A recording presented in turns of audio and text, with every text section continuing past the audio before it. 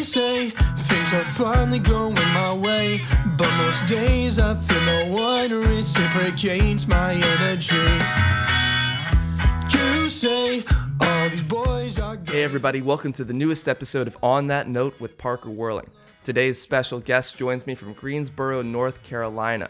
He's an actor, multi-instrumentalist, producer, singer-songwriter, and rapper. He went to the Royal Academy of Dramatic Arts to study Shakespeare. We met on set for Yes, God, Yes, which is an indie film starring Natalia Dyer. Please welcome my great friend, Riley Hough, also known as Maxted.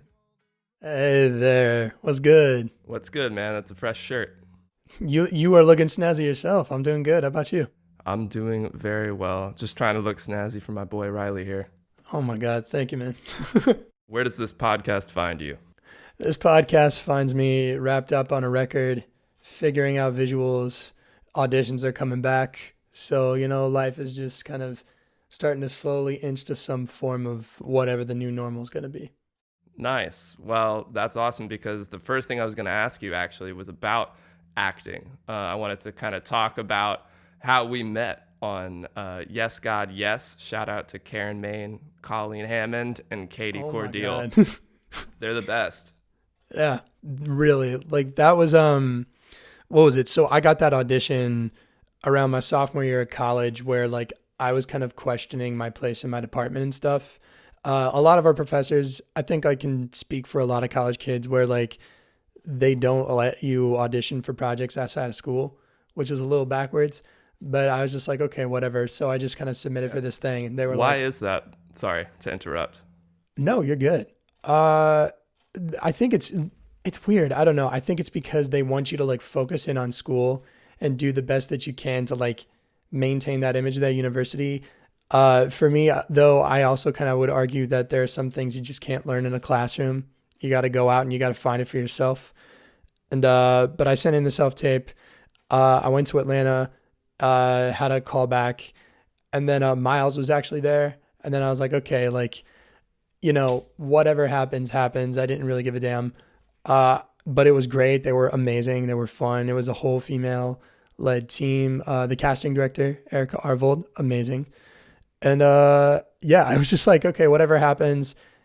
So I drove home. I went to Brockhampton. I faked being sick, and I went back to class. You got to do what you got to do, man. Yeah. Well, I was so pumped to meet you there, dude. It was such a fun set, and Karen Maine, who wrote and directed it, for those who don't know, really brought this family-style feeling to working there. I mean, I only worked maybe 6 or 7 days. You worked a few days, and yet everybody left feeling like they're part of a community, I think. I would agree. And it's really crazy, too, because that film, I went to Catholic high school, and that retreat was like beat for beat my experience when I was a senior in high school. And I like talked to her about it for like a half hour. I was like, this is crazy. And then she was like, are people going to like find out like about this retreat? And I was like, nah, like she renamed it. They'll be fine. But then like people text me, they were like, this is Kairos. And I was like, yeah. It's wild, man. And what was funny for me, I went to a Christian school. It wasn't Catholic, but I definitely knew the uniforms. I knew that whole thing. And what's funny is the place we filmed, which was supposed to be Kirkos in the movie, is actually called Camp Calvin. And my school took me there for a field trip in 5th grade. Shut up. The cafeteria that we filmed in, I was eating there in 5th grade for like a field trip we did over the course of 3 days. That's insane. That's funny. Full circle.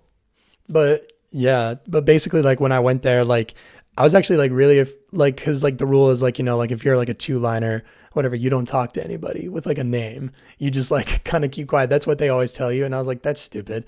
But like you and Trey were there and y'all were amazing. And then like Natalia was great.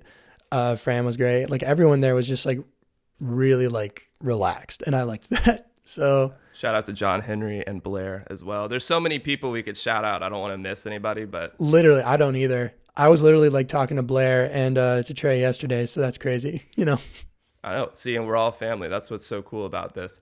But I wanted to ask you specifically because we always talk about music on here, which is great. But, everybody, there's a lot of artists out there who do a bunch of things. So just for the sake of the actors out there, I just want to ask, like, how you got this role, how you get roles in general, and what advice you would give to aspiring actors?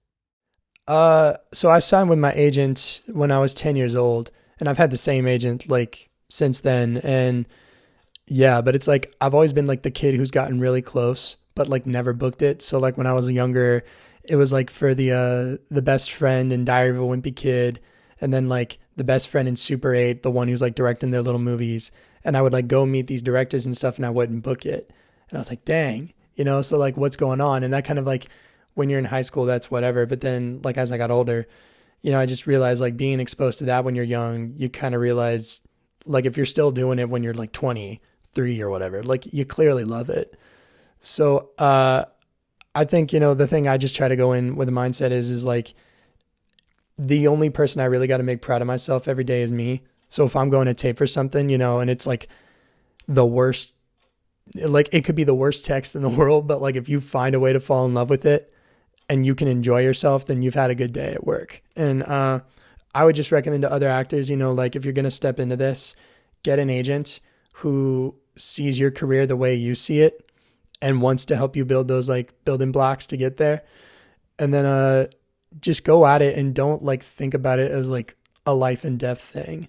You know what I mean? Because the more you do that, you're going to be jaded, and no one wants to be jaded doing something they love.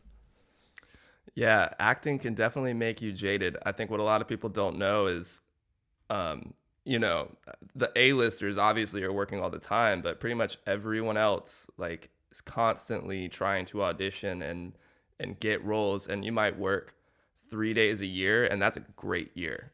That is a really great year. Like that's sick. So you just got to be grateful, I think, for the roles you do get. Yeah. Yes, God, yes, I was supposed to be there for one day, but then they were like, come back. And I was like, thank God. Yeah, that's amazing. Glad we got to hang with you for an extra day. It's wild because that's where I realized you did music. And since then, that was when everything clicked, and that's like what guaranteed us hanging out or talking every day. And a big thing on this show, I know you've listened to it, is community. We always talk about community and finding your community, but it can be hard to do that. And when I say community, obviously I want to be part of like a bigger community, like where it feels like a big family. But the reality is that doesn't start unless you have those one-on-one relationships just with one person. And you're someone I felt like I got that with, and you're one of the few people who I'll send my songs to while they're in the demo stage. And I think that's really important for musicians to have, is to have somebody or have a few people that you can show your stuff to when it's not its finest, and they can give you positive critique or positive feedback that you really do need. And I appreciate you being that person for me, and I do advise everybody to find someone like that or a few people like that to do that with. 100%. And likewise to you. And it's crazy because most of those people that I find are people I stumbled upon. Like my music community at the college house scene from where I went at Greensboro. One of my good friends is this woman named Jess Schneider, who is the singer of this band called Reliably Bad. And I just like happened to be lab partners with this chick. And then I was like, oh, she's like, yeah, I play in this band. And it's like two dudes who lived in my college dorm. And I was like, oh, that's sick, And then I was making Summer, and I was like, hey, I have this like one song. Can you like sing on it? And then she was like, yeah. And then like through that, we just kind of started talking about like our stuff. And then we would send each other demos. And then I met you, and then I would do the same thing. And then it's just kind of like, I feel like your community should just be the people you stumble upon. Because if you go actively like looking for a purpose in a person, then you're not going to get the feedback that you want. If you just kind of like run into those people, they're going to be the ones who are honest with you. Yeah, you need people who you can trust. Because if you're looking for that, if you're looking for somebody to make your shit better or tell you how to make it better, it's going to be hard to find. Like, you're going to probably end up disappointed because it's like, waiting for a pot to boil or whatever it is, like a watch pot never boils. Like if you look for that constantly, you probably won't find it. You just need to be sufficient with yourself and your stuff and try to keep getting better. And eventually you will find these people who stumble into your life. I know outright, like I can list 3 people on my hand who will outright tell me if something is garbage, and you're like one of them. So I know that like I can send you anything, and that's like tight. So you mentioned you did an album called Summer, and one of the songs was with Jess Schneider. I wanted to ask you about that project, your 4-album project over the course of a year. You're probably the fastest, most constant worker I know. It's crazy how much content you put out, even though you only have Spring on Spotify, which is disappointing. I wish you had them all, but we'll get to that. Anyway, what inspired you to make a 4-album project over the course of a year? I played in hardcore and punk bands and rock bands when I was in high school.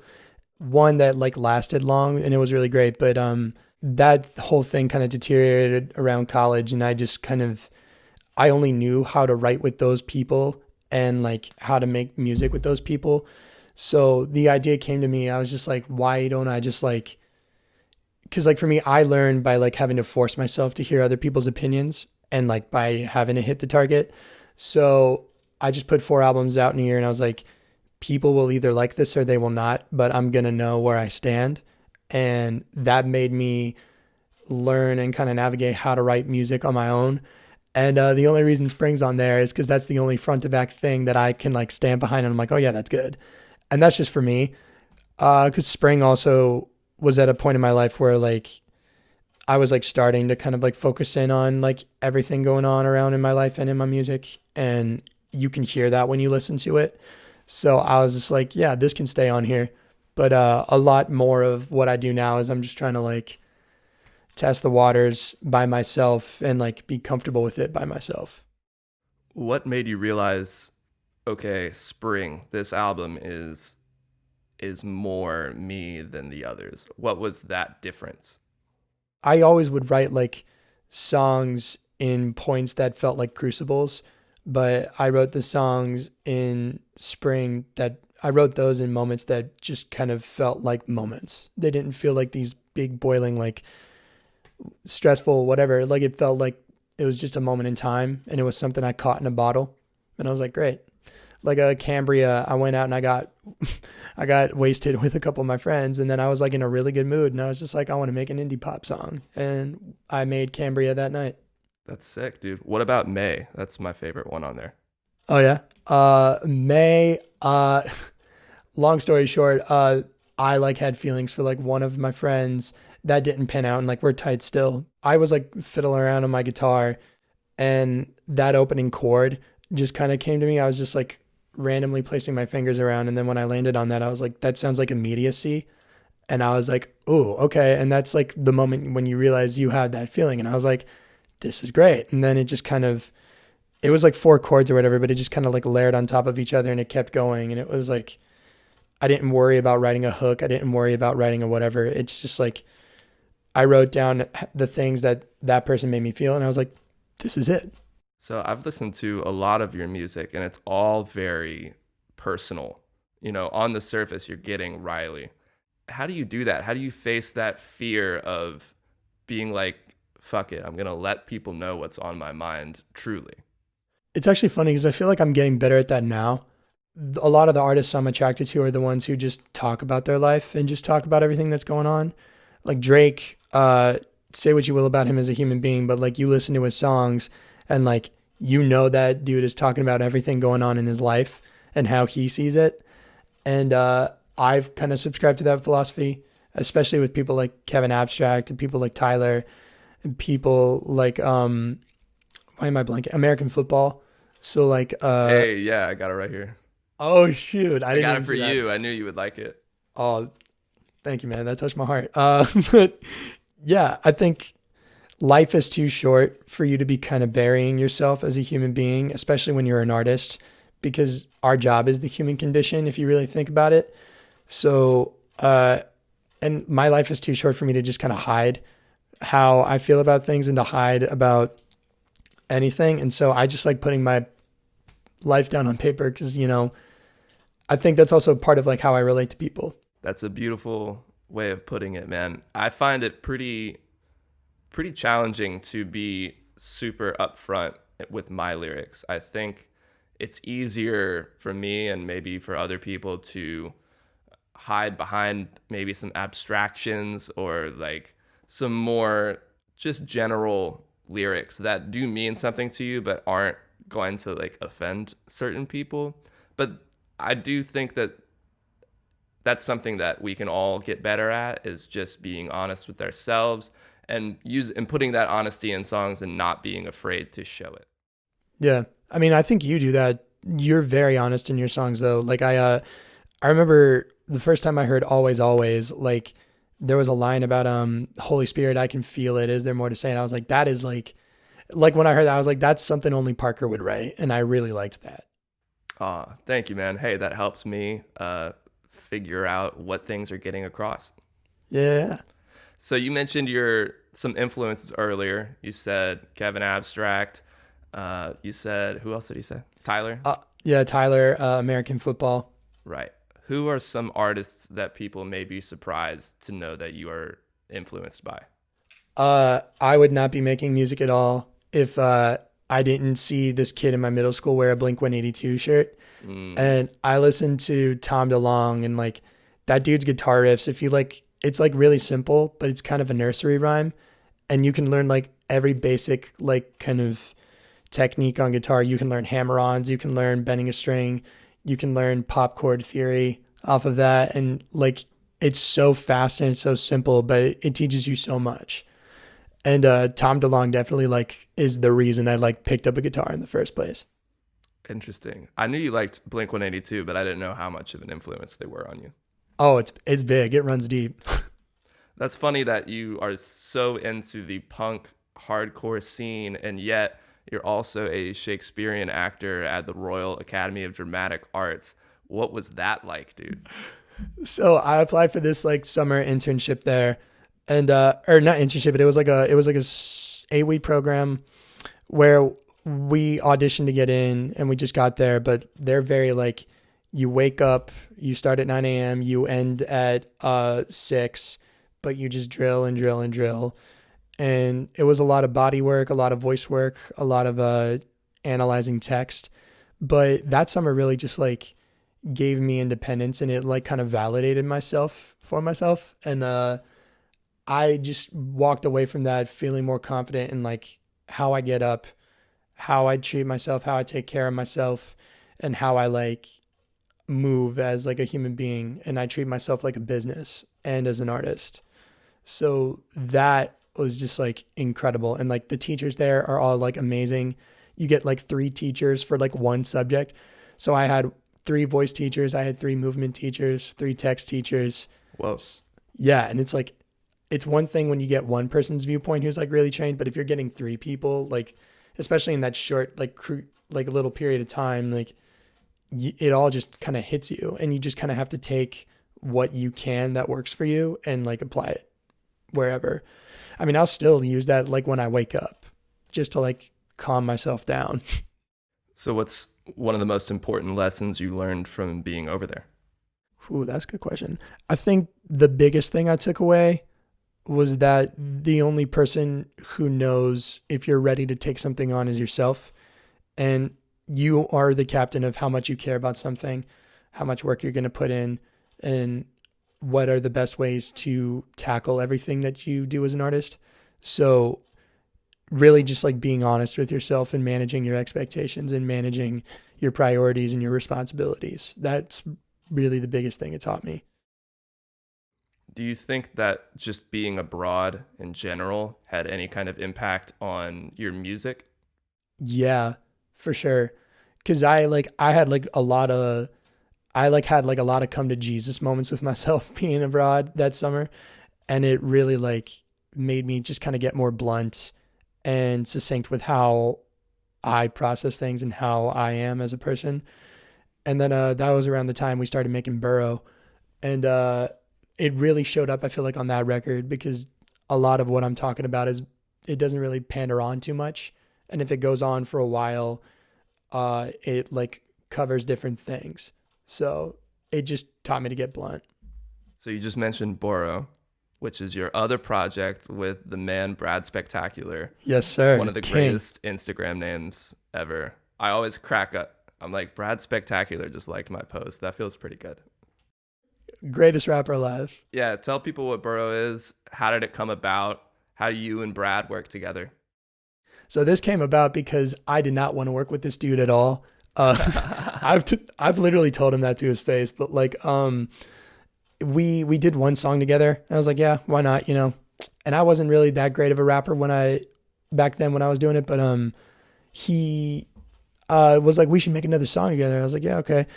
And I dug through this beat I made sophomore year for a song that ended up being Back to Riot. And I just like wrote something real quick and I was feeling pretty good that day. So I was like, all right, whatever. So I sent it to him and then he sent it back to me and I heard like the chemistry on that. And I was like, okay. So he got back. We did another song called Inhale.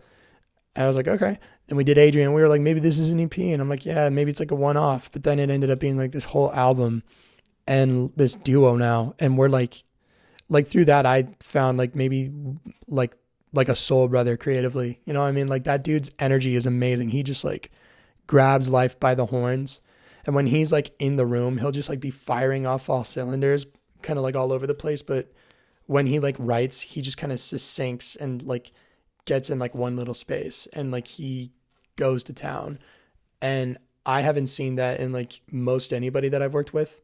And I missed that being in a band because I got the same feeling from that. And I was like, let's just, you know, keep this going. And he was like, yeah, why not? And if you listen to that record, all of those songs were made in maybe under an hour. Wow. That's crazy. Yeah. And you did all the instruments on it, right? Yes, sir. Crazy. And who mastered it? Because he's done a bunch of stuff.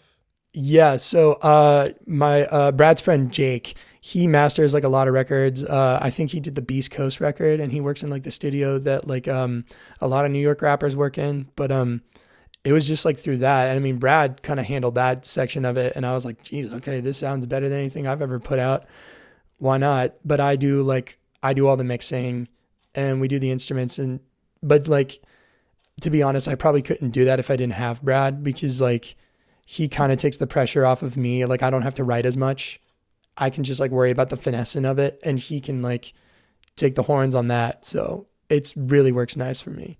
Do you feel like there's any other ways that working with somebody else has influenced or changed the way you write music? Do you write differently with somebody else? Yeah, I definitely write different for Burrow as far as instruments go because as a producer, I'm like, okay, on my own stuff, I'm like, what do I sound great on? But when I have Burrow or if I have a featured artist, I'm like, okay, like I need to like make me sound good on this, but I also have to fit this other person. Because Brad's a little more like kind of like his voice has this like kind of kooky out there, but like really aggressive quality to it. Whereas I sound more like a bedroom pop or R&B singer. So like having to balance that out and that makes the beats come out different. And it definitely like has that one distinct sound, whereas my stuff sounds completely different and Brad's stuff sounds completely different. Well, I think that's going to take us to the last 5. I'm just going to ask you 5 quick questions, answer to your heart's content, and then we'll be out of here. All right. All right, man. Question 1. This is a doozy for you.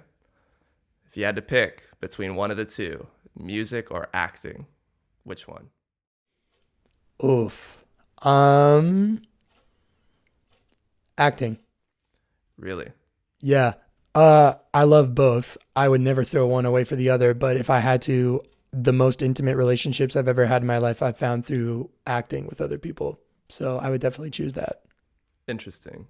I look at acting as I've acted in other people's stuff, and music, it's my stuff. So I feel more connected with music. What do you think about that? Do you have something different? Yeah, well, it's very intimate to put yourself out there through your music and stuff like that. But I think with acting, like you are having to like find a way to bring yourself through someone else's material. So you're getting very intimate with that writer. You're getting intimate with that director. You're getting intimate with the other person who's trying to figure this thing out with you. And there's something about taking on someone else's material and just like trying to be really raw and honest with it. And I think that it's just so beautiful. I mean, like, and I come from the theater too. So like, that's very like important to me. Yeah. The love for theater runs deep. Yeah. All right, man. Second question. What's your favorite live show you've ever attended? Oh, Turnstile. They're a hardcore band that opened up for this other rock band, but it was interesting because like it was two acoustic and psychedelic bands right before them, and I was like, okay, whatever. And then like the lights come down, and I see all these people started aggressively like moving and like getting really rowdy, and I was like nothing had even started playing, and I was like, what the hell is going on? And then it just started, and like my eyes were like glued the entire time. Like, you know how like when you vibe out at a concert, you'll look around, you'll look at the crowd and stuff, or maybe at the gear, but like I just couldn't stop watching this front man. Like this dude's energy was incredible, like unreal. Turnstile is the name of the band. I've never listened to him. They're like groove metal and punk mixed together. Interesting, dude. That sounds like an intense show. It was intense. All right, third question. What is your favorite Shakespeare play? That's a really hard one because a lot of them aged really poorly. But we did a production of Cymbeline, and I grew real close with that one because I think at its core, it's really about a lot of just how the patriarchal tendencies of a lot of institutions really affect a lot of people widespread in their personal lives. And I think that Cymbeline's a really relevant play for everything going on right now. Interesting. I've never even heard of that. Cymbeline? Cymbeline, yeah. Cymbeline. Yeah. The only one that I remember, the two that I remember pretty well that I actually liked was Othello and the one you can't say in a theater. Oh, yeah. Mac Daddy? Mac Daddy. Yeah. Oh, yeah. Mick. Hey, I'm not in a theater. Macbeth. I'm going to say it. Yeah, why not? Yeah, if that weird voodoo thing, or if you say it, you got to spit on the floor and spin around 3 times outside of the theater. I don't know. I've never heard that one. Are you serious? Funny. Yeah, I never heard that one. What is it for you? Oh, no. I've heard the Macbeth rumor, but I haven't heard like spitting on the ground, spinning 3 times. Like that's... There's some weird thing where, I mean, I guess everybody's got their own take on it, but that's what I heard is if you say Macbeth in the theater, then you have to leave the theater. You have to spit on the ground, spin around 3 times, and then like knock on the door, and then somebody has to let you in. You know, all these crazy, what do you call that? Like superstitions. Superstition. That was the word I was looking for. I guess like with coronavirus, though, you can't really do that. The show's just done. Yeah. It was like, we're just calling it now. Yeah. Let's call it quits. All right. 4th question. Who's your dream artist or producer to work with? Timbaland. Dude, you got these answers ready. Well, no, I thought about this for a minute. Like I've been thinking about that because I've been falling back in love with his music. That man's drums and his bass are incredible. And I would kill to have his ear on that. You got to have a good rhythm. That guy kills it every time. Yeah. Especially like some of his weirder things. Like he did like a song with the Hives, and that song is incredible. Huh. So weird. I don't know the Hives. Oh, they're like a garage rock band. They did like this song on Cartoon Network. And like I remember hearing them, and I looked at their album cover, and they looked like the Ramones or whatever, like some weird punk band. And I was like, this is cool. That's dope. My buddy, No One Else But Rico, loves Timbaland. He is like huge Timbaland fan, and you can hear it in his beats. Oh yeah, I've listened to some of his stuff. He's great. Shout out to No One Else But Rico, Ricky Morales. All right, man. This is going to be the last question, and I'm going to send you off. All right. Who is the most underrated artist to you? All my friends. Aw. No, like literally. Sweet. Literally, like, it's so crazy, like, how talented, like, a lot of the people I know are, like, reliably bad. I know some of the cats in Black House. You make really great music. Brad makes great music. And, you know, I want to see everyone get their shine. So I'm going to say my friends. Wow. Beautiful answer. Speaking of shine, my favorite song by Riley Hough coming out soon. I'm so pumped on that, man. I do want to talk about this before we go. We'll just make it quick. But Shine, we were trying to figure out, like, oh, should we talk about this? Because you wanted to put it out, but you weren't sure if it was the right move in terms of, like, promotion. And that kind of brought us to talking about, like, well, what should we do? Should we put it out? Or, I mean, not me, we, you. Well, yeah, should you put it out? And we'll talk about it on the show. And you're like, I don't know, because it might not be out. So I don't know if we should talk about it. But I was like, hey, maybe we should just talk about the fact that we are even having this conversation at all, which is around Instagram promotions, Spotify promotions, and making sure that your song actually gets heard when you put it out. And you got to like do all this stuff with the algorithm. What's your take on this? I think music, the ways of old are obviously dead, but it's also a very hard game of chess to play, especially when you have a song you're so proud of that you want to put it out there, but it's kind of like maybe I think it's also kind of like learning to love the song, because if you really care about it and you want to do as well, maybe sometimes sending it to the corner store or sending it to school immediately isn't the best move. Sometimes maybe you got to wait. And the game's definitely changed. But if you really care about the song and you really want it to do well, maybe the best thing is to just take those steps back and really focus on getting it out there the right way. And that's how I'm sitting on an album that the song shines a part of. And like, because I really care about every song on this record, because I've never written anything like this before, the move is definitely to just kind of love it enough and just wait for the right moment to come. So like that comes with copywriting, that comes with art, that comes with visuals, that comes with all that. It's crazy. When we were talking about this, we saw these videos that are like, if you have a song you're going to promote, you got to have it submitted to Spotify for 4 weeks ahead of time so that they can consider it for playlists, which are how random people are going to find your stuff and eventually be fans. And everything I've released and I think you've released, we've just kind of like, we put effort and work into it, but once it's done, we're like, let's get it out there. And we want to show it to our friends and our family, and that's exciting. But I feel like this time around, we're realizing, hey, we have to put like time and effort way ahead of time into the promotion side of things if we want random people to actually hear it and become fans. Yeah. And I definitely like, maybe that's also just like a whole moment of growth too, because like we're getting better as writers every song we write. At least I can confidently say that. And it's that moment of like, if you really do stand by that, yeah, you just got to really put the work in for that. So like figuring out right now, like what's the way we can show this off without being like a cheap marketing thing, but like also just being us. So I think it's bringing intimacy to promotion as much as you're bringing it to the art. Yeah, it's a hard game to play and to be balanced and not feel like you're overwhelming people with this new song or whatever. But I think we're all learning. We're all trying to figure out what works best for us, and we're never going to stop learning. Yeah, yeah. And especially like, I think like in this age where anyone can make a record in their bedroom, the people who take the time to evaluate and self-reflect and, do things different the next time, those are the people who are going to get ahead. Well, those were some pretty good nuggets of wisdom, even though it was at the end of the last 5, which is when I'm supposed to send you off. So it was a really long last 5, but we'll cut it off now because we're going to end on a great note. Riley Hough, thank you. Thank you so much for coming on, man. I really appreciate it. I love talking to you. I'm sure we'll text immediately after all this about how. Oh, yeah. Thank you for